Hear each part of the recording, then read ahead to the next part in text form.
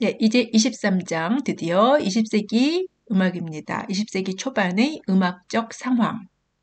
20세기 음악이 다소 생소하게 느껴지는데 실은 우리가 살펴본 19세기 말의 세 가지 음악 경향이 이어진 결과라고 볼 수 있습니다. 그럼에도 20세기 초의 음악이 이전과 매우 달라지는 모습을 볼 수 있는데 이는 20세기 초에 급격한 사회적 변화와 관련이 있어요. 그래서 이걸 먼저 살펴보겠어요.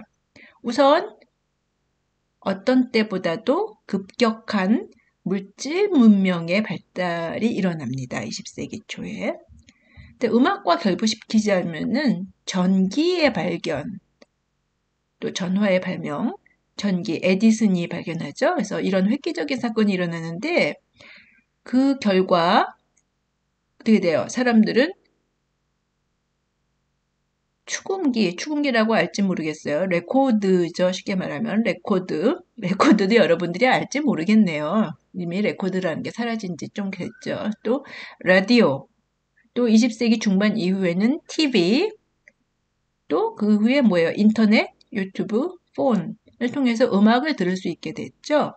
그래서 이런 점은 음악 감상에 큰 변화를 가져옵니다. 왜? 직접 음악 회장에 가지 않아도 이제 누구나 음악을 이제 라디오만 크면은 들을 수 있게 됐다는 말이죠. 그래서 대중음악이 이제 급격하게 발달을 하고 또 음악사에 다뤄지게 됩니다. 특히 정치 사회적인 혼란이 큰 사건들이 일어나요. 빼놓을 수 없는 것이 양차 대전. 양차라고 그러면 제1차 대전, 제2차 대전. 여태까지 국지적인 이런 전쟁은 많았지만은 뭐 여러 가지 통신이라든지 교통 이런 것들이 발달하니까 이제 전 세계가 전쟁에 참여하게 되는 거예요. 그런 일이 20세기 초에 일어나는데 제1차 세계대전. 그 이유는 뭐 그 이전까지 제국주의 오스트리아의 제국주의가 굉장히 이제 팽창하고 또 독일이 어 이제 1870년경에 통일을 하면서 제국주의에 대한 야망을 가지게 되거든요. 이제 그 결과 1차 대전이 일어난 거예요. 그래서 어쨌든 그런데 아까 얘기했지만 20세기 초에 유럽 사람들은 그럼에도 불구하고 이제 꿈에 젖어 있었어요. 물질 문명 발달하고 아우 우린 너무 잘 살게 될 것 같다. 이런 미래에 대한 장밋빛 전망에 젖어 있었는데 이제 이렇게 갑자기 세계대전이 일어나는 거예요. 그러니까 또 1차 대전 때는 이 모습인데 막 탱크 또 생화학 무기를 마구 사용했어요. 어떤 법적 제재가 없어요. 그래서 사상 유례가 없는 비참한 전쟁으로 기록되고 유럽에서 가장 많은 수의 사상자가 나왔어요. 1차 대전. 그런데 이 1차 대전이 이 2차 대전과 결부돼요. 왜냐하면은 이 독일이 이제 1차 대전에서 패했거든요. 그래서 경제적으로 너무 궁핍하게 됩니다. 그런 상황에서 이 사람들이 나오는 거예요. 극우 나치당, 히틀러. 독일 민족의식, 게르만 민족의 우월성을 자극해서 일으킨 것이 바로 제2차 세계대전이에요.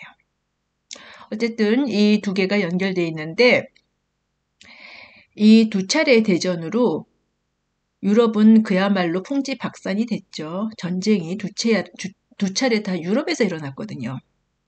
그래서 유구한 역사를 자랑하던 그 유럽의 그 음악의 힘, 예술도 이제 발붙일 상황이 못 된 거죠. 그래서 음악에서 보자면은 유럽의 많은 음악가들, 유럽 출신의 많은 음악가들, 이제 쇤베르크, 힌데미트, 스트라빈스키, 바르토크 그 외 많은 연주자들이 이제는 미국으로 옮겨가게 됩니다. 네. 여태까지 음악사 하면은 유럽을 중심으로 진행됐었는데 이제 이 사람들의 활동이 미국을 중심으로 활발해지는 겁니다. 네, 그래서 교재를 보니까 음악과 관련된 20세기 사회적 변화에서 1, 2, 3에서 쭉 열거되고 있어요. 하나씩 보자면은 음악과 결부돼서 첫째, 과학기술의 발달과 문명의 이로운 기술이란 말이죠. 여기서 정신분석학에서 누구예요? 프로이트, 지그문트 프로이트, 그리고 칼 융, 이 사람의 제자예요.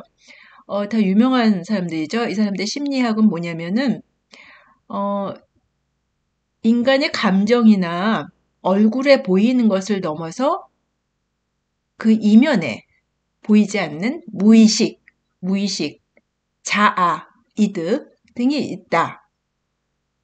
그러니까 인간의 정신에 대해서 과학적으로 막 파고 들어가니까 인간 내면에 무시무시하고 추한 것들이 있다. 그래서 이 심리학이 사람들한테 충격을 주었어요. 인간은 선한 것이다라고 생각하고 있었는데 그 이면에 아무리 선하게 보여도 무의식 중에 추한 면이 있다. 네.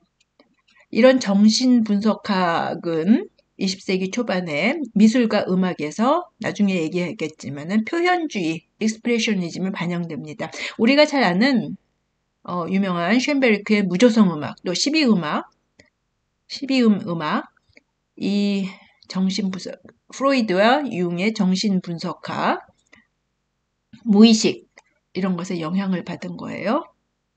그러니까 과학의 아까 얘기했지만 급속한 발달에 의해서 사람들이 불안감을 느끼죠. 그래서 20세기 초반에 이러한 불안감을 반영하는 뭐 12음 기법 이런 음악의 불협화음 이런 배경이 된 거죠.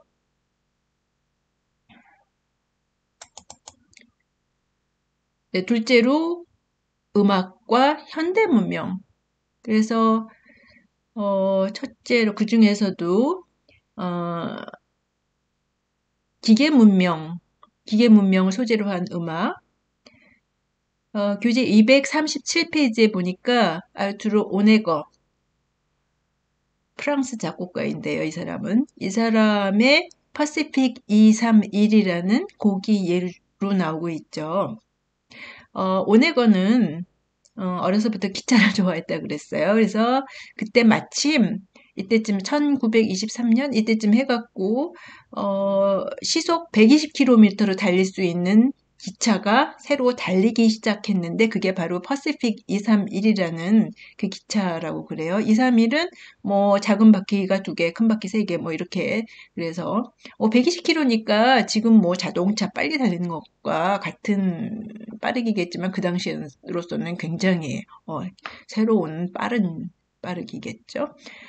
네, 그래서 여기에 감명을 받아갖고 이 곡을 작곡했는데 이 곡을 들어보면 음악이 이제는 뭐 인간의 감정을 표현하고 뭐 아름다운 선율로 표현하고 뭐 화성으로 표현하고 뭐 이런 거보다는 기계의 움직임을 그대로 소리로 옮긴다는 생각을 한 거예요. 뭐 끼익하고 출발하는 소리, 칙칙폭폭 소리, 경적 소리, 또 뭐 끼익하고 정차하는 소리까지. 이게 1923년이니까 딱 100년 전이네요. 그죠? 100년 전 음악인데도 우리가 들어보면은 이런 전위적인 상당히 급진적인 아이디어를 볼 수 있어요. 한번 이 필름은 우리가 볼 필름은 말하자면 뮤직비디오예요. 그 1945년, 49년에 나온 유명한 음악 영화인데 그중 첫 부분만 들어보겠습니다.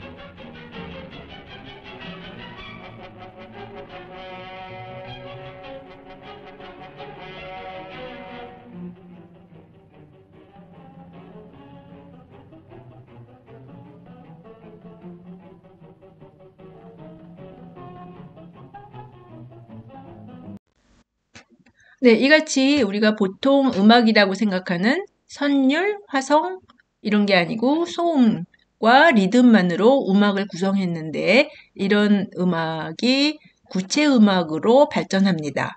무직 콘크리트 이거는 프랑스 말이에요. 그러니까 콘크리트처럼 원래 있는 음악.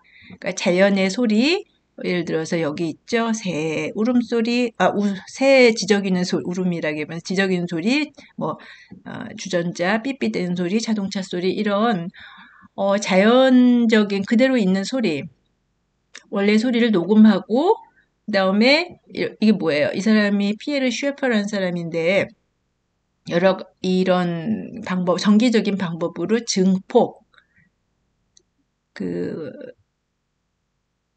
진동이 있잖아요. 소리가 나오면 진동이 있잖아요. 그 진동을 증폭시켜서 변형시켰어요. 전기를 사용해서. 그리고 녹음하고 편집, 재생 했습니다. 그래서 미국에서는 이를 테이프 뮤직 이렇게도 얘기해요. 이제 이런 것도 음악으로 들어가는 거예요. 그러니까 소음도 음악이다라는 말이 나오게 되는 거죠. 이 구체 음악, 나중에 우리가 하나씩 이런 거는 볼 거예요. 구체 음악에서 더 확대된 것이 전자 음악입니다. 일렉트로닉 뮤직.